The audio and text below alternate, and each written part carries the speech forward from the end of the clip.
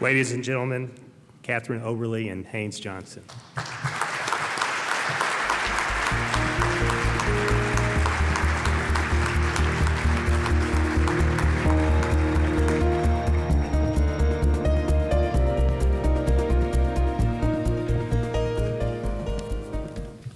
Can't see any of you, but thank you, because it really is a great pleasure to receive this award.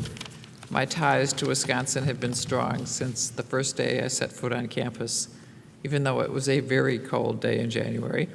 But this recognition today will ensure that those ties remain very, very strong. As soon as I arrived in 1969, I felt the energy of the university merged with the politics of a state capital and the vibrant city of Madison, all combined to make this the place to get the best possible education.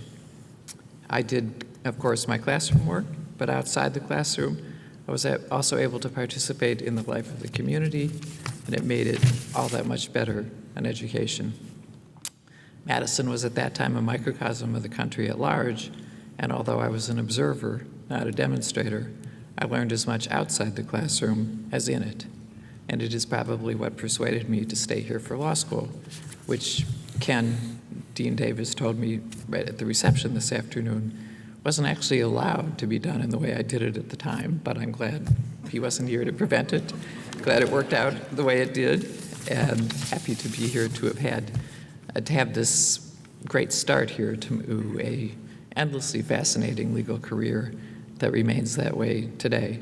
I owe a great debt to the University of Wisconsin for launching me on that career, and at a multi-dimensional university that is probably one of the hardest to beat in the country.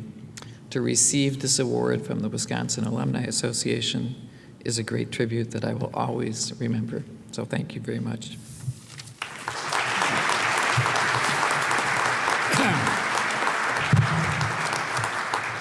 Thank you. I would echo those words. I feel very proud and honored to be here in this group. And I'd like to say a word about Uncle Arnie. And really, that's the great American story. Watching that is incredible. I wish he were here, and I wish his family would extend our wishes and pride in what he has done.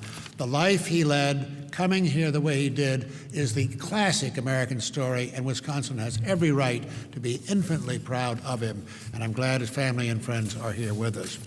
I want to say a couple of words about this university and how I happened to come here. I noticed in the video, it talked about how after 3 years in the Army, I came here because a former professor of mine, who I worked for as an undergraduate at Missouri in history, I had a double major, said, I had asked him, where should I go for graduate work in American history? I really wanted to get on with it. He said, there are only two places, Harvard and Wisconsin. You go to Wisconsin. That's the place of, Frederick Jackson Turner, Merrill Curdy was on the faculty, all these people, and I came here, and I have never regretted it. It was an incredible episode. When I came here in '55, it was a very grim, terrible time. I don't have to remind any of you. The country was fearful.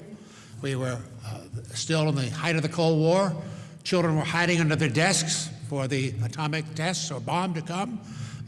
All that was taking place, and there was a great deal of fear and concern and attacks on government servants, public officials across the country. Sounds familiar to you? It is familiar today.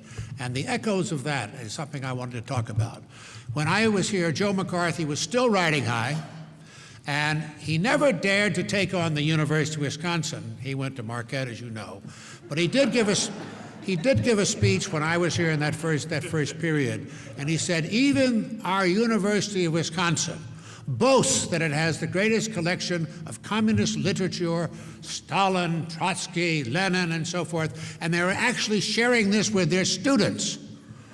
I was going through those papers myself at the Wisconsin Historical Society, and so was an older person, a few years older than I, who was named Bill, and he got his PhD, I got my master's. He turned out to be William Appleman Williams, the new guru of the New Left. But the thing that was fascinating about that episode is that when that story was told about that time, and the newspaper reporters immediately surrounded the chancellor of the university and said, Well, what about this? You have all this communist literature. What are you doing with it? Is it true? And they simply said, yes, we intend to increase it. And I thought, that's what a great university does. It stands up to demagogues. It simply rings the bell for freedom of speech, academic integrity, and that's the Wisconsin story. And I really do believe, I've thought about the history of here, the La Follettes and all that. This has been the test tube of democracy from the beginning. We would not have had the history of the 20th century had it not been for the La Follettes, the Reform movement taking on Teddy Roosevelt, Wilson, Franklin Roosevelt, all the way up are people who benefited from the reforms started here. And there was one thing, I saw the picture of Bascom Hall, and I'd look down there. This is the thing that strikes me so pertinent today. There was the state capital of Wisconsin. Here was the great university. The idea of the reform movement here was to bring those two together. It was never a separate academic enclave. In fact, they wanted to be, that was where you celebrated public service. You wanted the best in the country for the best of America, not the worst. You want to divide, you want to unite, not divide the country, and that's what we have, and we need that today. There's been no more important legacy, it seems to me, that America could have to remember the Wisconsin idea and to celebrate it on Wisconsin.